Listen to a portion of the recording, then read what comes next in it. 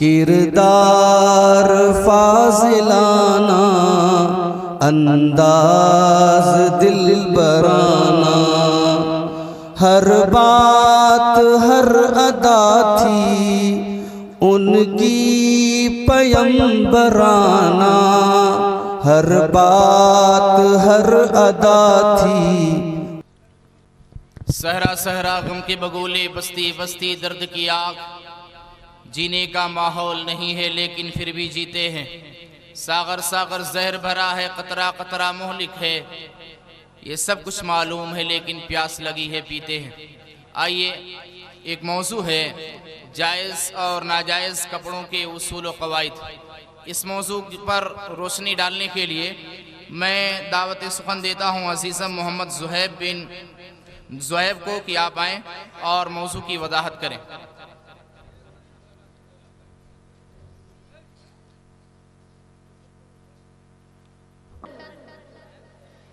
حامدا ومصليا أما بعد، قال الله تعالى: فأعوذ بالله من الشيطان الرجيم، بسم الله الرحمن الرحيم.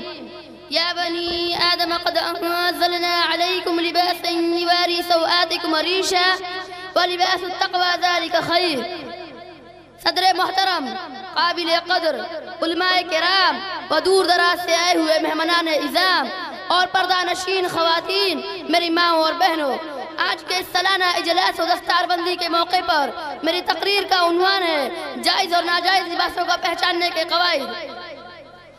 سامعین کرام، لباس اور کپڑوں کے تعلق سے اصل بنیادی حکم یہ ہے کہ انسانوں کے لیے دنیا میں پایا جانے والا ہر قسم کا لباس پہننا جائز ہے، سوائے ان لباسوں کے جن کے تعلق سے قرآن و حدیث میں ممانعت آئی ہے یا جن کے استعمال سے شریعت کی طرف سے مقرر کردہ عام اصولوں میں سے کسی کی مخالفت لازم آتی ہے۔ اللہ تعالیٰ کا فرمان ہے هُوَ الَّذِي خَلَقَ لَكُم مَّا فِي الْأَرْضِ جَمِيعًا، سورہ بقرہ آیت نمبر 29۔ اسی اللہ نے تمہارے لیے ان تمام چیزوں کو پیدا کیا ہے جو زمین میں ہے، لہذا جب اللہ تعالیٰ نے دنیا کی تمام چیزوں کو انسانوں کے لیے پیدا کیا ہے تو ان کے لیے ان تمام چیزوں کا استعمال جائز ہے، اللہ یہ کہ ممانعت کی دلیل موجود ہو۔ اللہ تعالیٰ کا فرمان ہے یا بنی آدم قد انزلنا علیکم لباسا یواری سوآتکم ریشا ولباس التقوی ذلک خیر، سورہ الاعراف آیت نمبر 26۔ اے آدم کی اولاد، ہم نے تمہارے لیے لباس اتارا ہے جو تمہاری شرمگاہوں کو چھپاتا ہے اور زینت بھی ہے، اور تقوی کا لباس سب سے بہتر ہے۔ ان آیتوں سے واضح ہوتا ہے کہ اللہ تعالیٰ نے لوگوں کے لیے جتنے بھی انواع و اقسام کے لباس و پوشاک پیدا کیے ہیں ان کے لیے ان تمام کا استعمال جائز ہے۔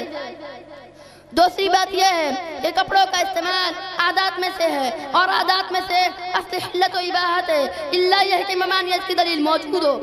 اس اہم اور بنیادی اصول کے معرفت کے بعد اب ان قواعد کا علم حاصل کرنا ضروری ہے جن کے ذریعے جائز اور حرام لباسوں میں تمیز کی جا سکتی ہے۔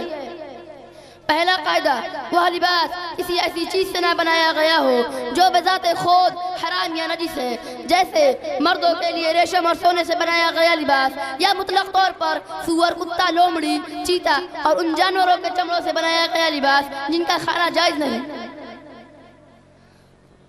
دوسرا قاعدہ، مردوں کے لباس عورتوں کے مشابہ نہ ہو اور عورتوں کے لباس مردوں سے مشابہ نہ ہو، چنانچہ اگر کوئی لباس مردوں کے لیے خاص ہے تو عورتوں کے لیے اس کا پہننا حرام ہے، خواہ وہ کپڑوں کے اندر چھپا ہوا ہی کیوں نہ ہو، اور اگر کوئی لباس عورتوں کے لیے مخصوص ہے تو مردوں کے لیے اس کا استعمال حرام ہے۔ دلیل ابو داؤد حدیث نمبر 5885۔ تیسرا قاعدہ، وہ لباس اس قدر باریک، جالی دار اور پتلا نہ ہو کہ دیکھنے والوں کو واجب ستر اعضاء نظر آئے، چنانچہ ایسا لباس جسے پہننے سے اعضاء کی بناوٹ یا چمڑے کی رنگت یا کسی بھی طور پر جسم کے واجب ستر اعضاء نظر آئے اس کا استعمال ممنوع ہے۔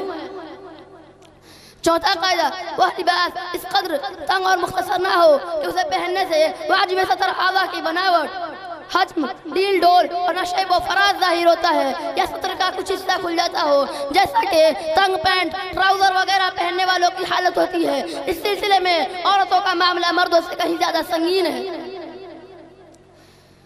پانچواں قاعدہ، وہ اس لباس پر کسی ذی روح کی تصویر نہ ہو، چنانچہ اس لباس پر انسان یا جانور یا چرند و پرند یا مچھلی یا کیڑے مکوڑے وغیرہ کسی ذی روح کی تصویر ہو تو اس کا پہننا حرام ہے، خواہ وہ کپڑوں پر کسی ذی روح کی تصویر کا سرکٹا ہو تو جائز ہے۔ اور اگر جمادات و نباتات اور مزاحم کائنات جیسے ندیوں، پہاڑوں، جھیلوں، عمارتوں، گاڑیوں، آلات مصنوعہ کی تصویر ہو تو کوئی حرج نہیں۔ یہ چند قواعد ہیں جن کے ذریعے لباس کے مسائل میں حلال و حرام کی تمیز کی جا سکتی ہے۔ آخر میں اللہ تعالیٰ سے دعا ہے کہ ہمیں صحیح منہج کے مطابق دین سیکھنے اور اس پر عمل کرنے کی توفیق عطا فرمائے، آمین۔ وآخر الدعوانا ان الحمدللہ رب العالمین۔ السلام علیکم۔ کرو عمر عثمان و حیدر بن کے ابھریں گے، انہیں جب نیند آئے تو سناؤ فیل کا قصہ، یہی بچے ابابیلوں کا لشکر بن کے ابھریں گے۔